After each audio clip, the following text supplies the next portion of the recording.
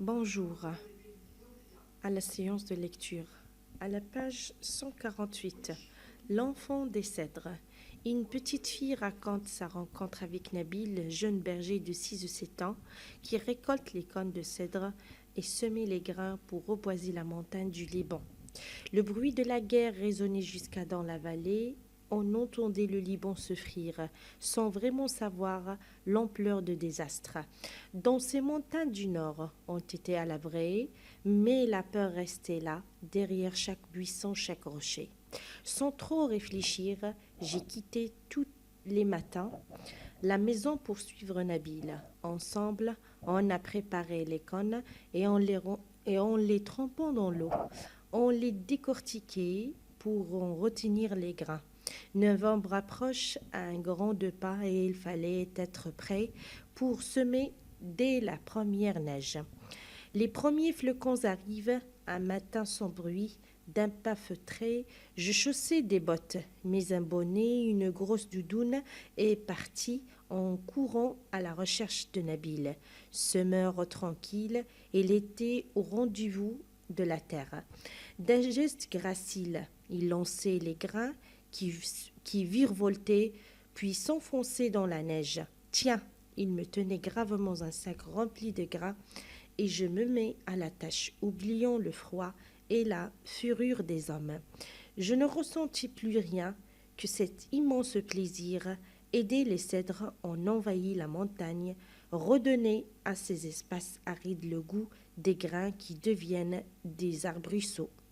On travailla toute la journée sans même s'arrêter pour manger, et il fallait faire vite, gagner sur le désert, enrichir cette terre que les hommes ont déboisée depuis si longtemps, pour construire des bateaux et des cathédrales.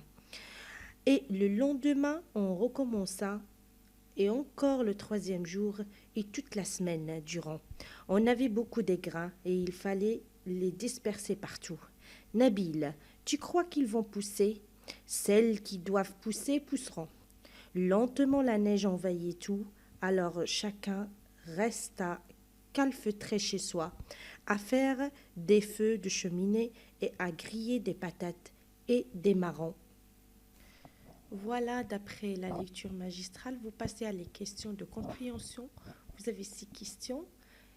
Quel est le titre de texte, le recueil de ce texte, quelle est l'édition de notre texte, bien sûr, à donner la situation initiale, c'est-à-dire l'idée générale, citer quelques éléments de perturbateurs et donner la situation finale, c'est-à-dire la fin de ce texte, comment il est fini, heureux ou malheureux. Après, vous avez des questions dans votre manuel. Que fait-il pour obtenir des grains? Et comment le texte montre-t-il que les deux enfants sont très désireux de voir pousser les cèdres du Liban? Relevez les mots de texte qui te font comprendre le caractère de Nabi, c'est-à-dire le physique ou bien le moral. Et vous devez imaginer, c'est-à-dire vous pouvez prenez la place de Nabil et vous les faire raconter le texte de votre manière avec votre mot.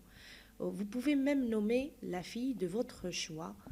Alors, et on passe à cinquième, repère les parties du texte écrit au passé simple. Vous devez les transformer au passé composé et vous devez même dire les remarques, comment vous trouvez le texte.